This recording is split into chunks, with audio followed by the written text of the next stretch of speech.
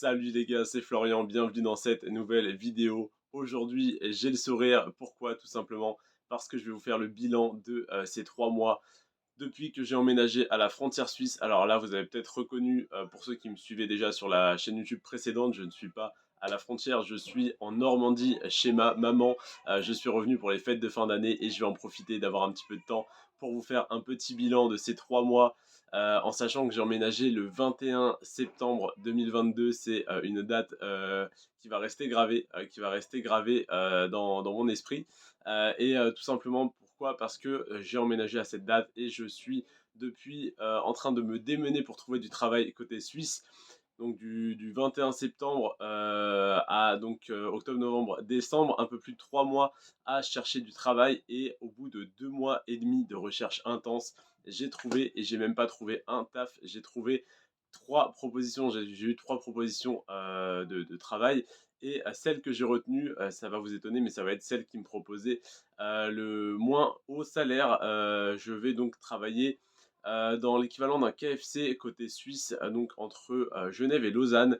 Je vais travailler au KFC, au Popeye, le concurrent de KFC qui va s'appeler Popeye. Ça va être une nouvelle chaîne de restaurants qui va appartenir à la COP, à la coopérative suisse, hein, qui détient la moitié de la Suisse. Et donc Popeye qui va être un restaurant du groupe également de Burger King. Et ces deux restaurants vont être sur deux aires d'autoroute, l'une en face de l'autre. Et pourquoi j'ai choisi ce travail plutôt qu'un autre? Tout simplement parce que j'ai postulé pour le Burger King et en allant postuler à Burger King, ils m'ont dit qu'ils cherchaient énormément de monde pour ce nouveau restaurant et qu'ils allaient peut-être me mettre dans ce restaurant. Je leur ai donc parlé de ma copine qui cherchait un travail également côté suisse, enfin qui cherchait pas vraiment, mais qui habite avec moi, étant donné que je vais travailler en Suisse, ça pourrait être intéressant également pour elle d'y travailler. Donc je leur ai parlé de ma copine et c'est donc elle qui va travailler au Burger King et moi au Popeye. Alors maintenant que je vous dis ça, voilà, je vous le dis parce que je suis sûr que ça va se faire, mais je n'ai pas encore de contrat de travail signé. C'est simplement en Suisse, tout se passe vraiment à l'oral, à la confiance.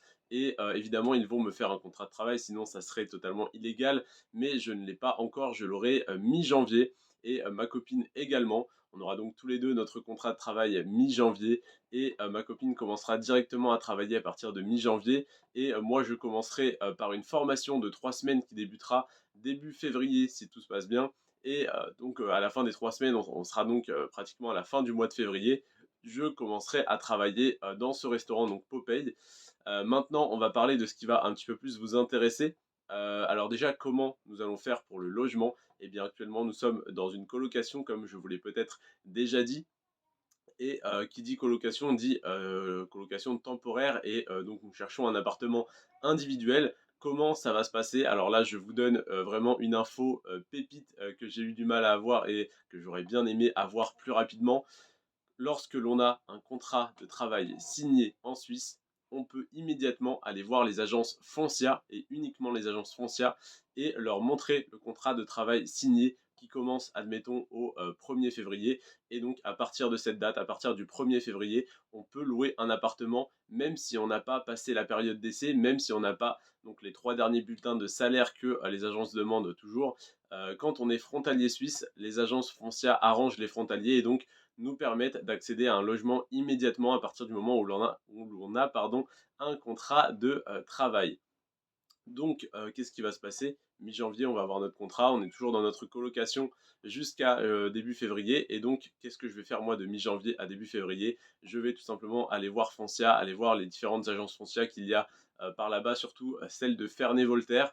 Et je vais donc essayer voilà, de visiter des logements et donc essayer, même je ne vais pas essayer, je vais trouver un appartement pour ma copine et pour moi-même dans lequel nous allons rester quelques mois, voire quelques années selon selon le poste que l'on arrive à garder ou selon les opportunités professionnelles que nous aurons l'un et l'autre. Dans tous les cas, le but est d'emménager aux alentours de Ferney-Voltaire, si possible vers Gex ou Divonne-les-Bains, mais les prix sont bien trop élevés par ici. Et l'autoroute partant de Ferney-Voltaire jusqu'à Lausanne est exactement l'autoroute sur laquelle je vais travailler parce que ces deux restaurants-là, si tu ne l'as pas compris dans mes explications précédentes, sont sur deux aires d'autoroute qui vont être l'une en face de l'autre. Donc, Qu'est-ce qui va se passer? Je vais emménager probablement à Ferney-Voltaire avec ma copine. Actuellement, nous sommes à Végey-Foncenay, Végey-Foncenex, selon les prononciations, c'est-à-dire à l'est d'Annemasse, à droite d'Annemasse sur la carte, pour faire simple, et donc à droite de Genève également, en dessous du lac. Et là, nous allons être au-dessus, un petit peu à gauche du lac Léman, donc vraiment au-dessus de Genève. Et nous allons travailler donc sur une aire d'autoroute qui est l'autoroute entre Genève et Lausanne. Voilà pour les grosses explications. Maintenant, on va en venir à ce qui t'intéresse: l'argent, le salaire, la moula, la thune, le bif. Eh bien, ça va être pas très intéressant, malheureusement, comparément à ce qui peut se faire sur Genève. À titre de comparaison, sur Genève, j'ai postulé et j'ai même fait 2 soirs d'essai. Donc, j'ai travaillé 2 soirs dans un KFC sur Genève, le KFC La Praille, qui désirait également m'embaucher et qui me proposait du 27 francs de l'heure brute. Et j'ai refusé. Enfin, je n'ai pas refusé, mais disons que je leur ai dit que j'étais en attente d'une réponse d'un autre employeur. Et donc, cet autre employeur, pardon, c'est donc le Burger King de Bursin, où je vais donc travailler à partir de février. En tout cas, je vais être en formation et puis je vais travailler pas dans ce Burger King, mais dans le Popeye, le restaurant qui va ouvrir en face du coup. Mais voilà, j'avais postulé dans le Burger King à la base, donc je vais m'embrouiller un petit peu, mais c'est ma copine qui va y travailler et moi je vais travailler dans le nouveau restaurant. D'ailleurs, dans lequel j'aurai potentiellement une possibilité de passer manager dans quelques mois ou quelques années, ce qui est très intéressant étant donné que j'ai un diplôme de manager. En tout cas, ce que je vante comme étant un diplôme de manager, c'est simplement mon bac STMG, que je vends comme étant un diplôme français en sciences et technologies du management et de la gestion. Ça passe beaucoup mieux tout de suite. Et donc voilà, je vais travailler là-bas non pas pour 27 francs de l'heure, mais pour 20,30 francs de l'heure brute. Et là, tu vas me dire, comme on me l'a pas mal dit dans le groupe privé Telegram, mais c'est en dessous du SMIC, c'est en dessous du salaire minimum suisse, ils n'ont pas le droit de faire ça.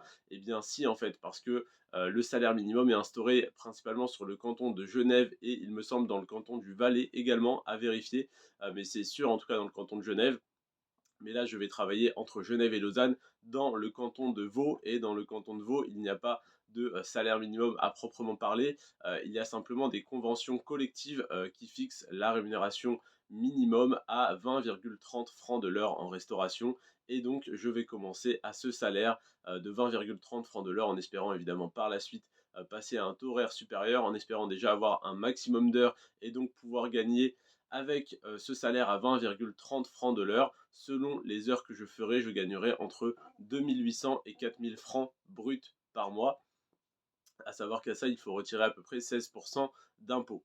Donc, pourquoi entre 2008 et 4000 et pourquoi pas moins? Tout simplement parce que j'aurai un contrat à 80%. Donc, eux, ils ne raisonnent pas en mi-temps ou en temps plein, mais c'est plus flexible. Ils peuvent faire un contrat à 40%, 60%, 80%.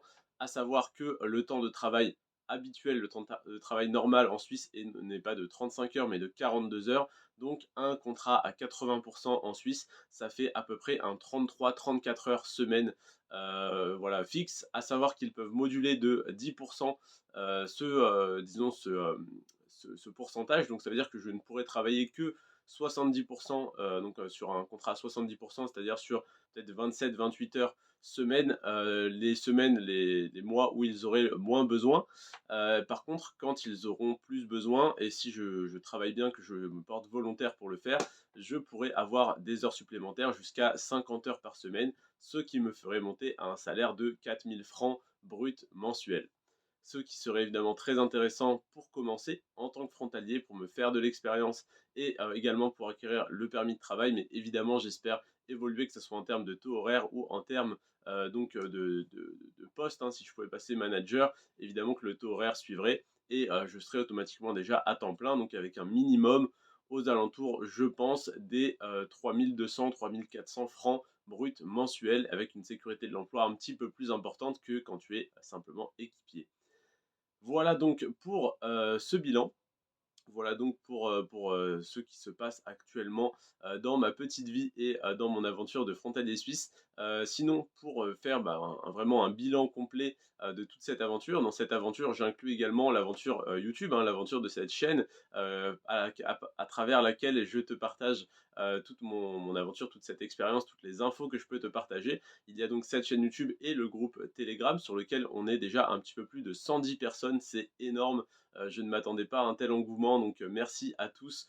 Merci, alors je ne veux pas citer que quelques prénoms parce que j'en ai plus que quelques-uns en tête. J'ai Johan, j'ai Clément, mais vraiment, voilà, il y a énormément de monde dessus et je vous remercie tous de votre participation et de votre implication. Il y a des dizaines, voire des centaines de messages selon les journées, voilà, selon si vous avez pas mal de choses à partager et selon si également j'interagis plus ou moins avec vous, si j'ai beaucoup d'infos à vous envoyer également. Hein, à savoir pour ceux qui ne sont pas encore sur le groupe que j'envoie très souvent des listes avec des agences d'intérim, avec des boîtes des entreprises dans le secteur de la sécurité, parce qu'il y a pas mal de monde qui cherche en sécurité, également la liste des fast-food où je suis allé postuler, les fast-food qui m'ont envoyé chier, les fast-food qui ont été gentils, les fast-food qui m'ont dit d'envoyer le CV en ligne, que ça ne servait à rien de le déposer en papier. Je fais tout ça pour vous faire gagner un maximum de temps et d'argent, et le seul moyen que vous avez de me soutenir, ça n'est pas d'acheter ma formation parce que je n'en ai pas, c'est simplement de vous abonner, de liker et de partager. Le plus gros soutien, c'est vraiment de partager mes vidéos, de partager cette chaîne YouTube à vos amis qui pourraient avoir cette envie, cette ambition de devenir frontalier suisse. Je vous remercie tous en tout cas d'être là et d'être abonnés si c'est le cas, parce qu'il n'y a que 19% d'entre vous qui sont abonnés, donc n'hésitez pas vraiment à vous abonner, ça me ferait extrêmement plaisir. C'était Florian. Sur ce, prenez soin de vous et de vos finances. On se retrouve très bientôt pour les vidéos sur les villes frontalières. Je vais vous faire des vidéos très prochainement. Je viens de les scripter aujourd'hui sur les logements à la frontière, que ce soit sur Annemasse, que ce soit sur Gex, que ce soit sur Ferney-Voltaire, sur plein de villes à la frontière. Tout ce qui va être le plus intéressant pour vous, également à Douvaine, si vous voulez être un tout petit peu plus loin de la frontière. Également, j'ai fait une vidéo logement dans les montagnes. Si jamais ça ne vous dérange pas de faire 40-45 minutes de route tous les jours et que vous voulez payer à 200, 300, voire 400 euros de moins sur votre loyer, ça peut être extrêmement intéressant d'habiter un petit peu plus loin. Évidemment, il y a les contraintes qui vont avec, mais voilà, je vais faire des vidéos pour essayer de correspondre à tous les profils, à toutes vos demandes. J'ai plein de sujets en tête, mais voilà, je vous demande souvent sur le groupe quel sujet vous voulez que j'aborde en priorité parce que je ne peux pas tout traiter. Là, j'ai un petit peu plus de temps pendant ces vacances, mais sinon, je suis extrêmement pris par cette aventure de frontalier suisse. Je vous remercie en tout cas d'être là. N'hésitez pas à liker, à commenter, à me dire donc en commentaire ou sur le groupe privé ce que vous aimeriez plus voir sur la chaîne, ce que je pourrais améliorer. Je vous en serai extrêmement reconnaissant. Sur ce, c'était Florian. N'oubliez pas de liker la vidéo et de vous abonner. Et prenez soin de vous et de vos finances. Ciao et à demain et à bientôt.